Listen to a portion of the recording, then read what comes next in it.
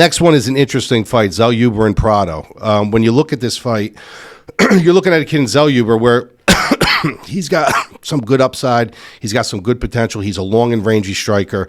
The way you get in on a guy like Zellhuber, though, is he does tend to step on the gas halfway. This is a kid who kind of coasts, and it's the one thing I don't like about him. There's certain spot where he doesn't coast, but a lot of times you can kind of lull him into this situation where you can bait him into the fight that you want. Francisco Prado, on the other hand, he's a complete opposite. This is a guy who charges the pocket. He just looks to come forward. He's very north and south. He's got good power. He looks to lay hands on you. Now, when you're fighting a guy like Zellhuber, who obviously is in the bonus side for the technical ability, the striking, the range management, all these things, you need a task. You need a game plan to kind of bring him down to your level, because Prado doesn't have the athletic ability, the prowess, the striking, range and stuff as Zellhuber does. Zellhuber is much more technically sound and clean.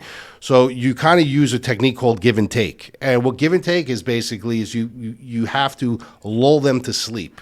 You got to kind of sell them a false sense of security. And I just don't know if Prado has that in his DNA and his makeup. He's more of a, let me come forward, let me lay hands on you. I'm going to take a couple to give a couple. And that's a part of the give and take, because the give and take is a lot of patience, and you got to kind of momentum change and make them feel that they're controlling the momentum change when they're really not.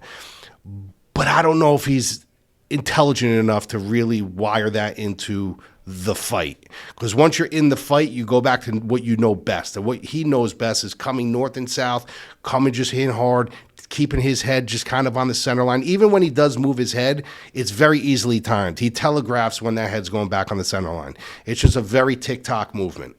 So Zellhuber, being the more technical striker, he should be able to time that and really just knock the head when it comes back to the center.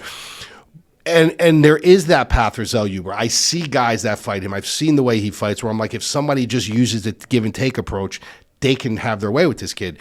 But in MMA, it's different, because these guys, why they have good striking and they have good boxing, there's a very different level in boxers doing it and MMA guys doing it. They work more on their technical ability, their lateral movement, their head movement, checking kicks and stuff like that, where boxers have these intricate footwork details, the triangle, L movements and stuff like that, where they can add a little bit more spice into the mix, where give and take is kind of a very easy, simple game plan in boxing, where you're not thinking about that in MMA. You're thinking about, what if he level changes? I got to check this kick. And you're just thinking about going balls to the wall. And like I said, I don't think Francisco Prado has that tied into his DNA. So ultimately, I do think Zellhuber is going to get what he wants in this fight. I'm sure Prado is going to put him in such situations that you might be on the edge of your seat if you have Zellhuber tied into a parlay or anything like that. But ultimately, I think Zellhuber should win this fight. Problem is the line. I do not agree with this line. This fight should be closer, because I don't have that kind of faith in Zellhuber that he's going to be able to hold serve like that for 15 minutes.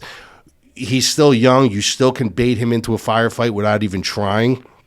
But for the most part, you can also steal rounds from him, because this is a guy, like I said, who doesn't put his foot all the way on the gas all the time. He kind of stays on the outside. He pokes and prods at you. And if you get a guy like Prado who's coming in and he's constantly charging the pocket, and he hits him with one or two very significant strikes, that ultimately can steal the round. You're looking at the damage end of things. Well, yeah, Zellhuber controlled the outside. Zellhuber was stabbing him a little bit. But then all of a sudden, at the end of the round, you get Prado that pins him up against a cage and hits him with a three-piece combo that caused the majority of the damage in that round, so he could steal that round. So there is ways to beat Zellhuber. There is ways to also lull him without trying to lull him into a fight.